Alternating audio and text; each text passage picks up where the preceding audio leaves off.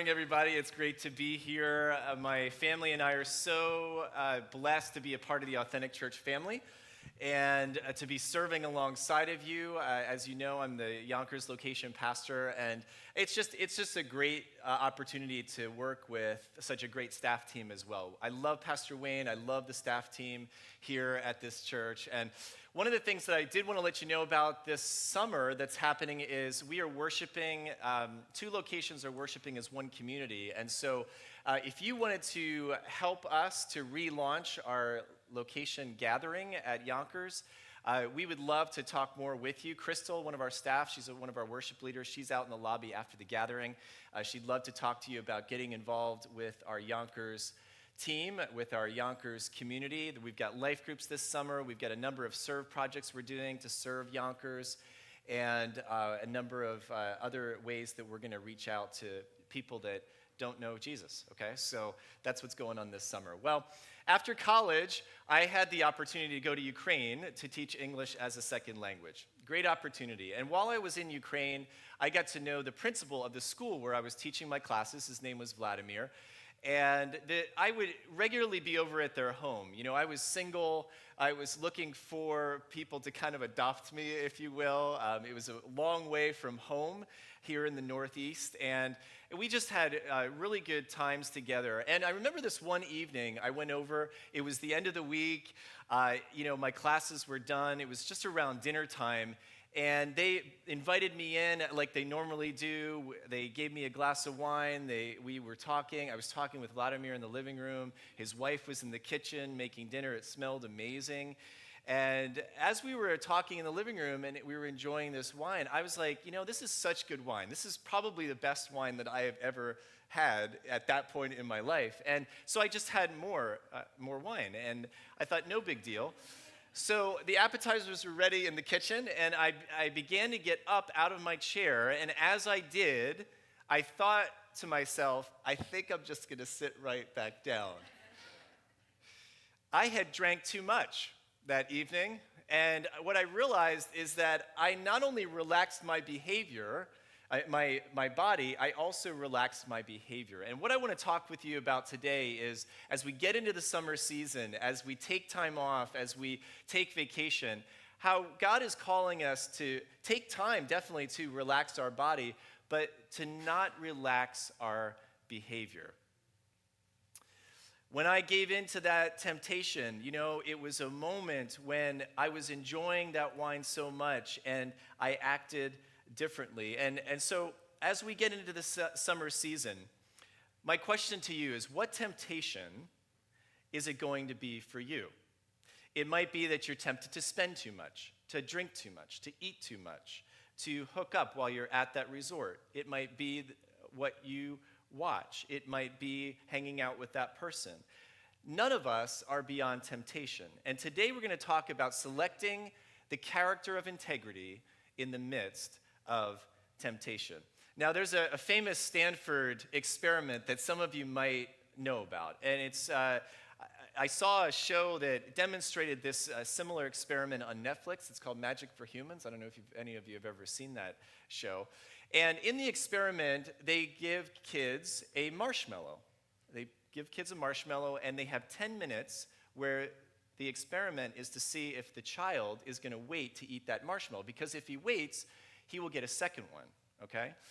And so, watching that show, you see the kids, putting their head on the table while they're waiting for those 10 minutes. You see others pick up the marshmallow, and they're smelling it. They're not eating it, they're smelling it. They're like, and then you see others covering the marshmallow with a cup so they don't have to look at it. And then others that are just eating it. They just go ahead and eat it. And, what I realized from that show, and then doing just some other research about this Stanford experiment, is there is more at stake than those kids believe in that moment. Studies have shown that if the kid actually gives in and eats the marshmallow in that moment before the 10 minutes are up, they're much more likely when they're older to give in to temptations more easily. The second thing that I realized is that a child's ability to resist temptation had a lot to do with the confidence they had in the person that was running the experiment. So if they thought the person running the experiment was going to actually end up giving them that second marshmallow, they were much more likely to hold out for those 10 minutes and not eat the marshmallow. But if they thought that the person that was running the experiment was not going to give them the second marshmallow, then why not? Just go ahead and eat it. So when it comes to temptation, there are two things that we need to understand this morning. First, there is more at stake than what you imagine when it comes to temptation, and your ability to withstand temptation has a lot more to do with your ability to trust God than you think. Now, when I say that, you might be wondering, okay, what does temptation have to do, or my ability to withstand it, have to do with my ability to trust God? You might say, Pastor Dave, what does the financial thing have to do with my ability to trust God? What does my sexual temptation have to do with my ability to trust God? And because you don't get that connection this morning, you're always giving in to the same temptations, okay? That's why we're not removing ourselves from the environments or the situations where we face those temptations, making decisions not to go in there or not to do this or that or say this or that. In every temptation, there's more at stake than what we imagine. And our ability to withstand temptation has a lot more to do with our ability to trust God than we think. That's our sticky statement for this morning. So let's look at the story of David and Bathsheba in 2 Samuel 11. 2 Samuel, the book of 2 Samuel was written as an opportunity for us to understand the reign of David, King David. So the first half is all about his successes. The second half is all about his failures. And we pick it up right when we're getting into the part about his failures. So turn with me in your Bibles, or if you have your iPhone or Android, turn with me there to 2 Samuel chapter 11. We're going to look at the temptation that King David faced, and as we do, I want you to understand that there is more at stake than what you imagine when it comes to temptation, and your ability to resist temptation, to withstand temptation, is directly related to your ability to trust God. All right, here we go. Verse 1. In the spring of the year, when kings normally go out to war, David sent Joab and the Israelite army to fight the Ammonites. They destroyed the Ammonite army and laid siege to the city of Rabbah. However, David stayed behind in Jerusalem. Late one afternoon, after his midday rest, David got out of bed and was walking on the roof of the palace. And he looked out over the city. He noticed a woman of unusual beauty taking a bath. He sent someone to find out who she was, and he was told, she's Bathsheba, the daughter of Eliam and the wife of Uriah the Hittite. Then David sent messengers to get her, and when she came to the palace, he slept with her. Then she returned home. Later, when Bathsheba discovered that she was pregnant, she sent David a message saying, I'm pregnant. Now, when David should have been out fighting other battles, he was at home losing this one. And here's what's amazing. This is David. David, who's a king after God's own heart. This is David who went out and killed Goliath with a single shot to the temple. This is David who had songs written about him that Saul has slain his thousands and David has slain his tens of thousands. This is David, songwriter and musician. This is David who founded Jerusalem as the capital of Israel. Jerusalem is known as the city of David, and today the flag of Israel still has the Star of David on it. This is David, okay? We're not reading about some sexual pervert. We're not reading about some wild guy at a frat party. This is a middle-aged man who's accomplished, who's competent, who has done amazing things to bring his kingdom together and has grown his kingdom. He's a king, he's a world leader. He's a man after God's own heart. So what does this tell us? It tells us that no one is beyond temptation. No matter where you are in life, what age, what situation, we are all capable of giving in to temptation. 1 Corinthians 10:12 says that if you think you're standing strong, be careful not to fall. Something else that I think is important to mention before we jump into the text and examine it is what we are reading about is not something that happened all of a sudden. It's severe, but it didn't happen all of a sudden, just like a tree doesn't rot all of a sudden, or a couple gets divorced all of a sudden. Some of us maybe here this morning or visiting those sites on the internet, watching those shows that are affecting how we think, and one day we will have we will be faced with the decision to possibly act on what we have been watching, what we've been putting into our minds. Others of us might be developing a close emotional connection with a coworker throughout the week or with a boss, leading to a decision to eventually go further. Listen, there are underlying overriding factors that go in to this culminating event that we see here with David and Bathsheba. So the text takes us to the spring season. In verse 1, it says, "In the spring of the year, when kings normally go out to war, David sent Joab and the Israelite army to fight the Ammonites. They destroyed the Ammonite army and laid siege to the city of Rabbah. However," and you can underline this if you want, "David stayed behind in Jerusalem." You can immediately see the problem, can't you? Why, if it's springtime, and springtime is when the kings go to war, why does this king not go to war? Why does he stay back? Why does he stay at home? You want to hear my profound answer? I have no idea. I went to seminary to answer questions like that. We're not told why, but I can only guess. First, it might be because he's enjoying the wealthy lifestyle. He's in this palace. He's surrounded by beautiful things, comforts. He's living the posh life. And so he's thinking, you know what? I don't really feel like going out in the battlefield anymore and being in a sleeping bag in a tent with the army. I'm going to stay at home. He's also older now. He's middle-aged. Maybe he feels like, this is a young man's game now. I've paid my dues. I'm not going to be going out to battle anymore. And thirdly, since maybe Rabbah is close to Jerusalem, he feels like he can manage the battle long distance. He can send his messengers to take his instructions to the commanders, and they can report back to him. So maybe he wants to do this, manage the battle remotely. Honestly, I don't know why he chooses to stay at home and doesn't go and be a part of the battle. But what I do know is that if David was on the battlefield with his men, he would not have been in bed with a woman. And here's my point. Your greatest battles don't come when you're busy. They come when you're bored. In verse 2, in the midst of his boredom, it happens. Late one afternoon, after his midday rest, David got out of bed and was walking on the roof of the palace. As he looked out over the city, he noticed a woman of unusual beauty taking a bath. So here's David, right? We're setting the scene. Here's David. He's walking around outside of his palace.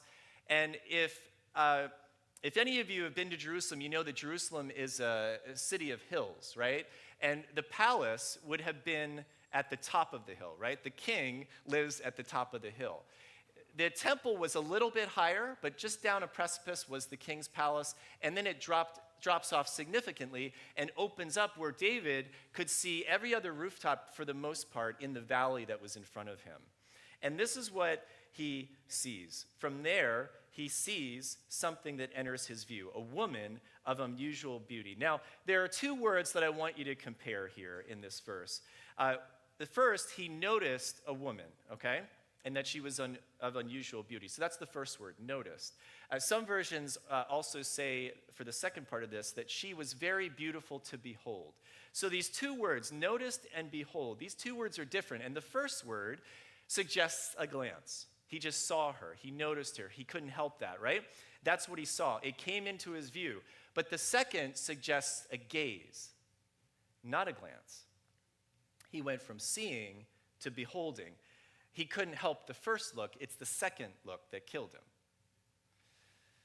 He's looking, he's focusing, he's fixating on Bathsheba, and it turns into a lustful look. Now, David got into this place where all he could think about was the attractiveness of whatever was in front of him. All he sees is what is right there in front of him. The only thing that is at stake is what is before him. And this tends to be true for all of us. In the midst of temptation, we believe that the only thing that is at stake is whatever is right in front of me, right? Should I have that next drink or shouldn't I? Should I call or text him back or shouldn't I? Should I go in or not go in? Should I invite her over or not? Should I share what really happened or not? For David, should I sleep with her or not? We have a tendency to focus on what is right in front of us. So we give in to the temptation, we violate our conscience, we sin, we disobey, whatever you call it, depending on where you land spiritually. And then after you give in temptation, it can seem like no big deal, right? We get up, we go about our day, we go to our job, we eat breakfast, we have lunch. We might be feeling feelings of guilt, right? And if we're Catholic, we'll go to the priest and have confession. If we're Protestant, we might quote 1 John 1:9, which is up on the screen here. If we're more New Age, we might go and watch an episode of Soul Sunday with Oprah, or maybe just chalk it up to karma, bad karma. The issue for David, though, is bigger than just the issue. We see this as well with ourselves, right? The call, the drink, the person. It's bigger than just the issue. For David, it was bigger than just inviting Bathsheba over and sleeping with her. What was at stake was his relationship with his family. Broken relationships with his wives, and eventually consequences that his wives had to suffer. A break of trust with his army, right? Later on, he ends up losing the child that Bathsheba and he had together. He ruins Bathsheba's marriage with Uriah and eventually has Uriah killed. David's consequences were greater than he ever imagined. When it comes to temptation, the consequences there are greater than we can ever imagine. What is at stake is greater than we imagine. In Genesis 39, we have a different example of handling temptation. We have Joseph, who for a period of time now, he's working in the palace for the palace guard, the palace guard in Egypt. And the wife of the head of the palace guard, Potiphar's wife, she is flirting with Joseph, consistently flirting with Joseph, until eventually she grabs him when he comes into the palace and tells him to come to bed with her. What does Joseph do? He doesn't just stick around and pray about it. He actually flees. He's out of there. He hightails it, right? He gets away from her as fast as he can. Joseph made a pre-decision, all right? And that's our first practical application point. He made a pre-decision that he would never sleep with a woman that was not his wife, period. Listen, if you wait to make a decision until you're in that tempting moment or situation, good luck with that, right? But making a pre-decision can determine your destiny and it can determine your legacy. There's more at stake than we imagine regarding our legacy and our destiny, what we leave behind and what we face in the future. Listen, if you're young, you have a lot of future at stake. If you're old, you have a lot of legacy at stake. If you're in between and you're middle-aged, you have a lot of legacy and you have a lot of future at stake. What pre-decisions do you need to make? What pre-decisions, based on the temptations that you're struggling with right now, will help you to resist the bigger ones? What places do you need to not go?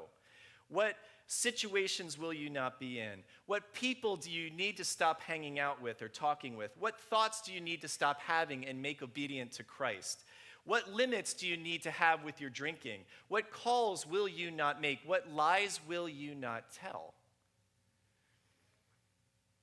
Now, in verse 3, it says David sent someone to find out about who she was. It seems innocent at first. Just going to go and ask a few questions.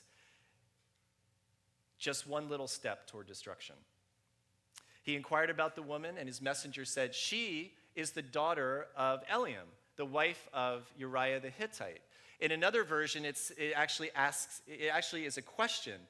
Is she not the daughter of Eliam and the wife of Uriah the Hittite?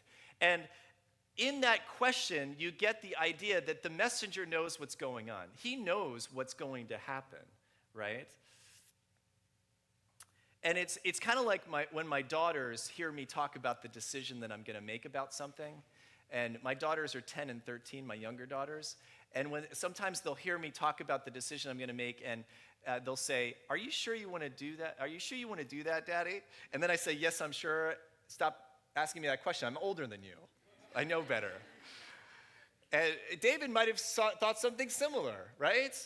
Don't ask me that question. I'm the king. I'm going to do what I want, right? The messenger here is giving David a warning. He's saying, David, this woman is somebody's daughter. David, this woman is somebody's wife. Hands off. From the outside looking in, others could easily see the consequences of David's actions. David's messenger saw it. And it's very easy to see future consequences when we see others giving into temptation or behaving in a certain way, right? It's easier for those outside of the situation to understand the ramifications of the temptation if we give into it. And this is why parents tend to overreact when their kid does something or says something. And just last year, my son JP, he got into trouble at school because he was involved in this pushing that went on during school with some other guys, and there was a girl involved as well. And I remember having the conversation with him about bullying, right? I was thinking, oh my gosh, I think my son might be a bully or might be involved in bullying. So I had the conversation. I was letting him know what the consequences would be if this continues for him. And then I'm thinking, oh my word, I hope my son is not one of these guys that grows up and shoots somebody or goes on a killing spree or, ends up going to jail. I don't want that. But there's a tendency for parents to, and if you're a parent, you know what I'm talking about, to overreact because your child did this one little thing or said this one little thing. And I remember JP, he responded to me in that conversation. He's like, Dad, it wasn't that big a deal. All I did was I was pushed around in the hallway. So our tendency, though, is to see ramifications and potential danger that could come from a particular act. And so as a parent or a friend, it's easy to see that in other people. It's not so easy when the temptation is directly in front of you, is it? We see this type of thing in movies all the time as well, when the main character is faced with a temptation and he could go this way or that way, right? He can make this decision or that decision. And you see him facing this temptation to make a decision, and you know that the consequences are going to be huge, right? And you're thinking in your head, don't do it. I remember in 1980 when I was watching Empire Strikes Back. I was 8 at the time, and some of you might not be old enough to remember seeing it in the theater, but if you're a Star Wars fan, I'm sure you probably have seen it and have it in your video library. But there's a moment in that movie where Darth Vader has Luke cornered. For those Star Wars fans out there who've seen this movie, you remember that moment? And he has, thank you. There's others that like Star Wars too. Thanks, I feel you. And there's that moment where he says to Luke, right? He says, Luke, the Emperor knows that your destiny is to destroy him. And then he says, join me, and together, we will rule the galaxy. And then remember what he says after that? He says, there is no other way. And everybody in the theater is saying, there is another way, right? Maybe not out loud, but in our minds, we're saying, there is another way. There's got to be another way. Luke, don't do it. There's a third part I heard to this series, and so I know that there's got to be another way. Luke, don't give in. Don't make that decision.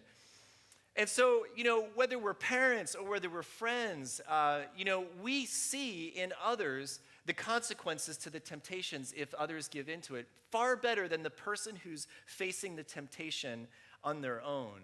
And part of why it's important to have somebody in your life who is going to show you tough love, who's going to be that accountability for you, I call it an accountability partner, is because in reality, the people that are around us see the consequences of the decisions we're about to make or are making far better than we do. Who's your accountability partner? Who's that friend who's going to give you the tough love that you need when you're facing temptation or giving in to temptation? They're not afraid to show you that tough love.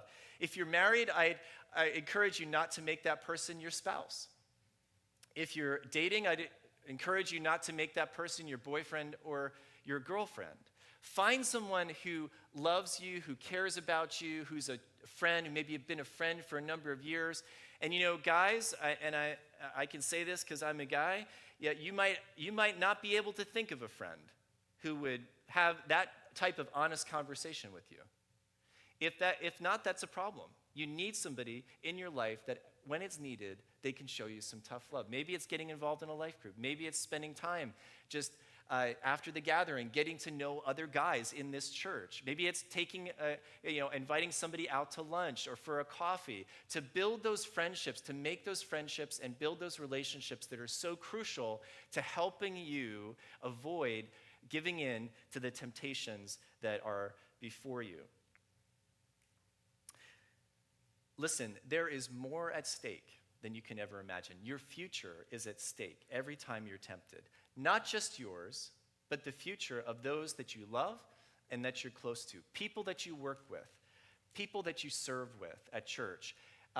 Everyone in your circle of relationships has the potential to suffer because of your decision to give in to temptation.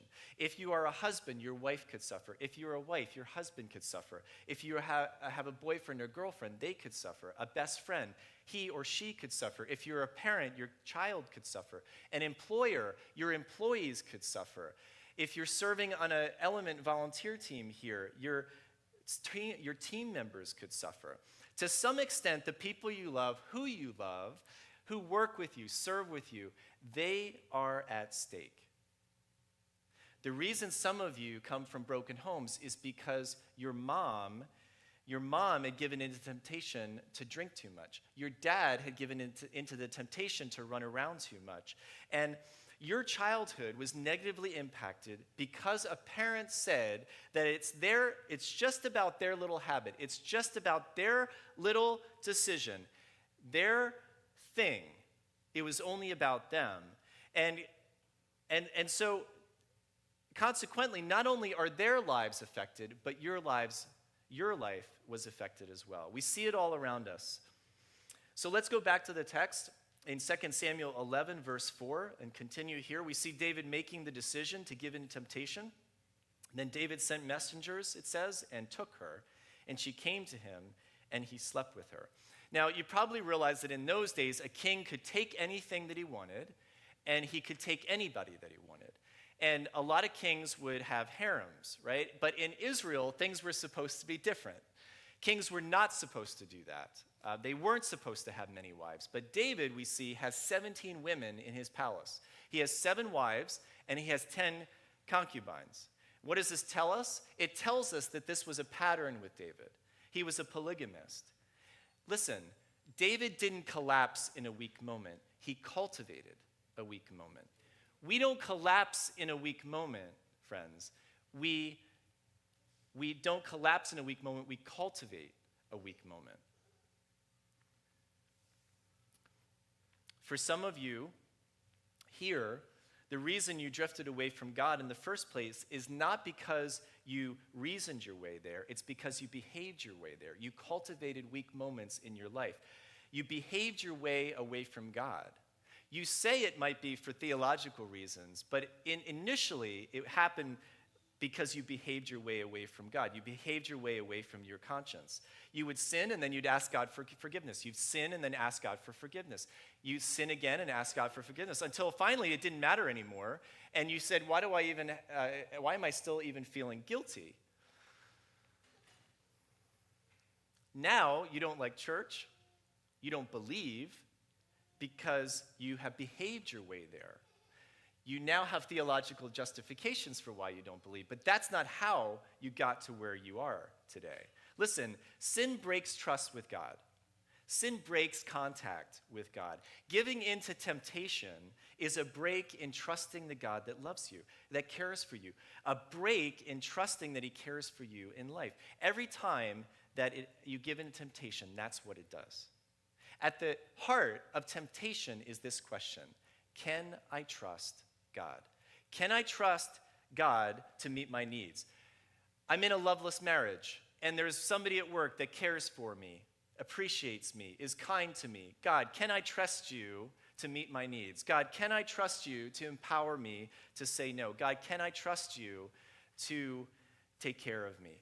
Every time we get into temptation, and every time we give into temptation, we say, no, God, you cannot be trusted. No, God, you cannot be trusted to take care of me. No, God, you cannot be trusted to empower me to say no.